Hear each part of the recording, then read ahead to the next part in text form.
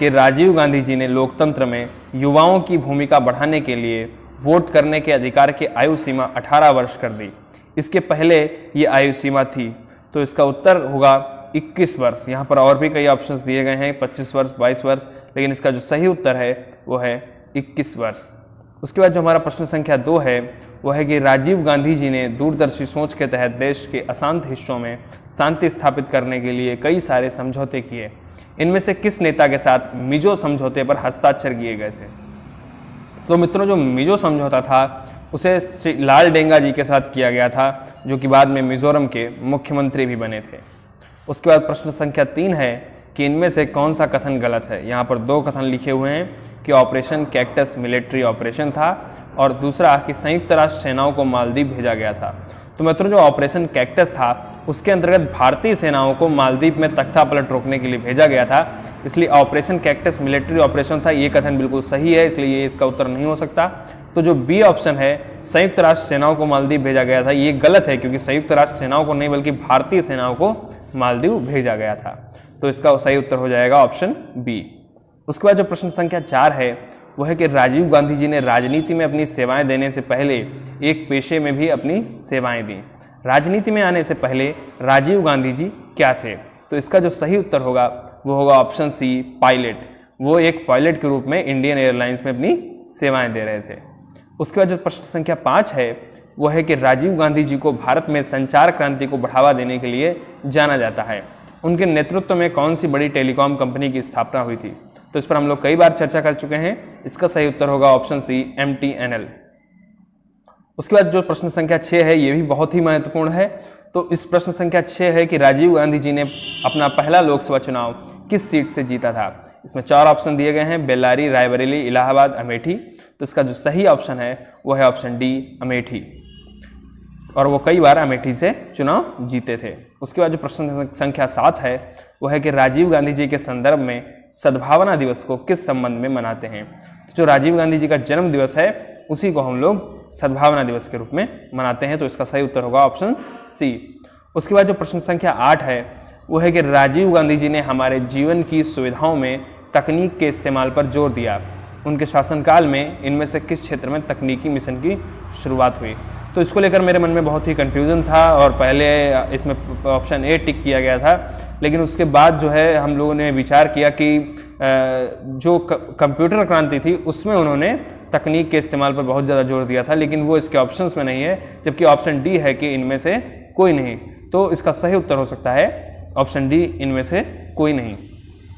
उसके बाद जो प्रश्न संख्या 9 है वो कुछ इस प्रकार से है कि देश भर में ग्रामीण बच्चों को अच्छी व सस्ती शिक्षा देने और ग्रामीण प्रतिभाओं को निखारने के लिए जवाहर नवोदय विद्यालयों की शुरुआत किस प्रधानमंत्री के शासनकाल में हुई थी? तो इसका सही उत्तर होगा ऑप्शन सी, श्री राजीव गांधी जी। उसके बाद प्रश्न संख्या 10 है कि राजीव गांधी जी ने अपने प्रधानमंत्रित्व काल में लोकतंत्र को मजबूत करने के लिए और जनता के मत का महत्व बढ़ाने के लिए कई महत्वपूर्ण फैसले लिए।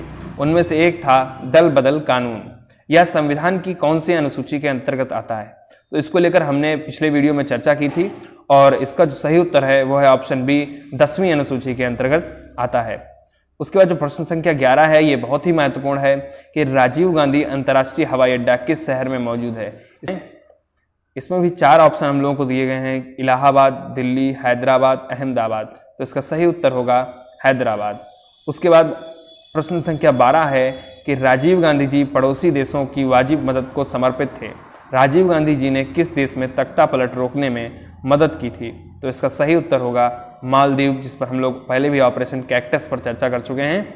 तो मालदीव में उन्होंने तख्ता पलट रोकने में मदद की थी। तो अब बढ़ते हैं इस प्रश्न पत्र के दूसरे पन्ने की ओर। जो प्रश्न संख्या 13 है वो कुछ इस प्रकार से है कि श्री राजीव गांधी जी का प्रधानमंत्रित्व काल क्या था?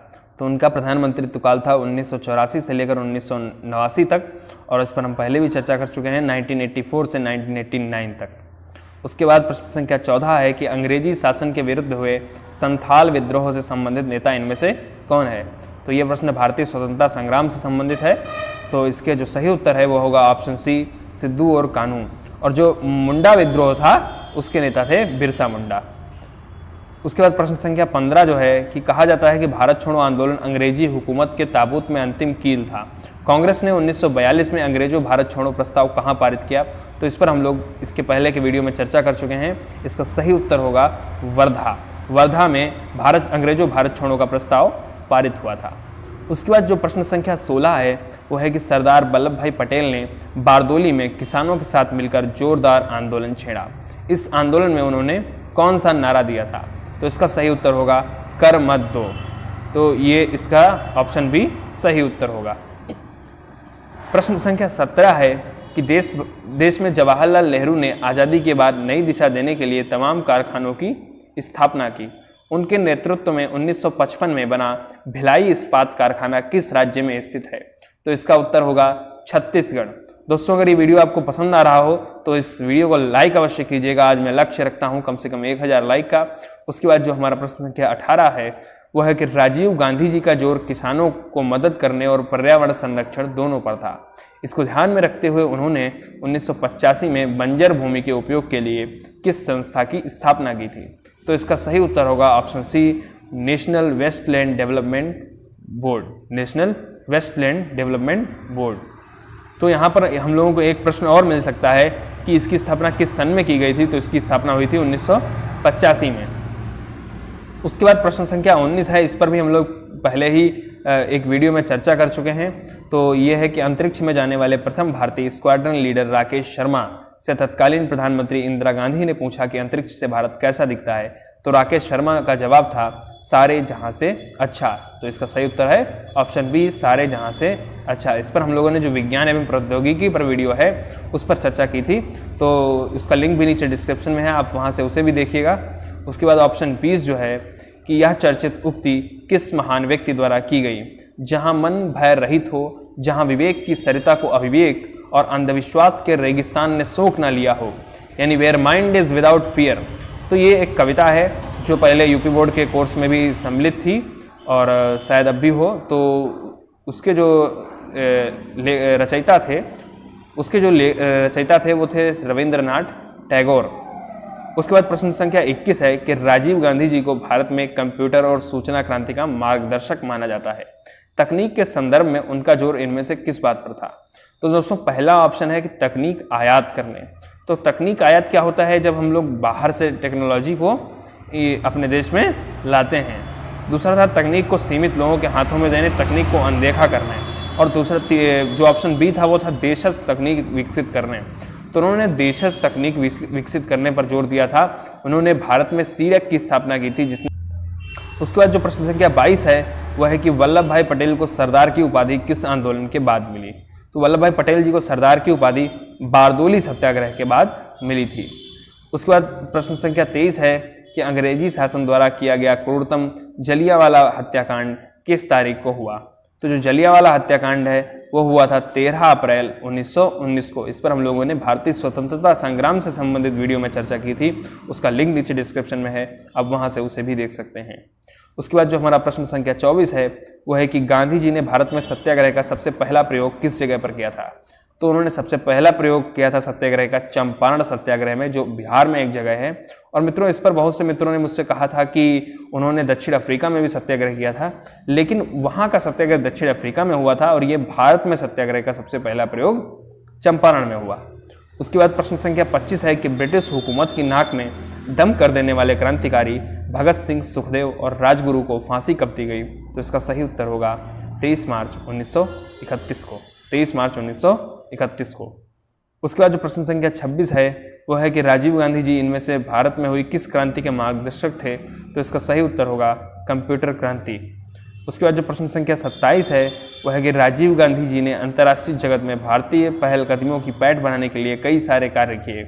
उनमें से एक था दिल्ली डिक्लेरेशन। यह किसके संदर्भ में था? तो ये था न्यूक्लियर हथियार घटाने के संदर्भ में। तो ये थे 27 प्रश्न। उसके बाद हम बढ़ते हैं आगे के प्रश्नों की ओर। तो जो प्रश्न ऊपर दिख रहा है 28वां कि राजीव गांधी जी महिला अधिकारों को मजबूत करने के हिमायती थे। उनके प्रधानमंत्रित्व काल में महिलाओं के अधिकारों को मजबूती देने से संबंधित एक महत्वपूर्ण फैसला लिया गया था। वह फैसला था, तो इसका सही उत्तर होगा ऑप्शन बी, पंचायती राज और स्थानीय शहरी निकायों में 33% आरक्षण। तो इस पर हम लोगों ने परसों के वीडियो में चर्चा की थी। उसके बाद जो प्रश्न संख्या 29 है वह है कि सती प्रथा निषेध अधिनियम किस प्रधानमंत्री के समय और कब पास हुआ? तो इसका सही उत्तर होगा ऑप्शन सी, राजीव गांधी जी के समय में 1986 में। उसके बाद जो प्रश्न संख्या 30 है वह है कि मूक नायक समाचार पत्र कौन निकालता था? तो इसका जो सही उत्तर होगा वो होगा कि बाबा साहब अम्बेडकर जी ने मूक नायक समाचार पत्र का स्थापना की थी।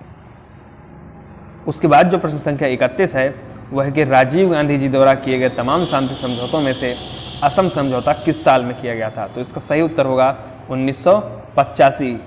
इसका सही उत्तर होगा ऑप्शन बी 1985। तो इससे संबंधित जो तीनों महत्वपूर्ण समझौते हैं, पंजाब समझौता, मिजो समझौता और असम समझौता, उनके सन हम लोगों को याद करने लेने हैं। इस पर एक स्पेशल वीडियो भी मैं बना करके डाल दूंगा। उसके बाद जो प्रश्न संख्या 32 है वो है कि 2018 का राजीव गांधी राष्ट्रीय सद्भावना पुरस्कार किसको मिला? तो 2018 का राजीव गांधी राष्ट्रीय सद्भावना पुरस्कार किसको मिला? तो इसका सही उत्तर होगा ऑप्शन ए, गोपाल कृष्ण गांधी।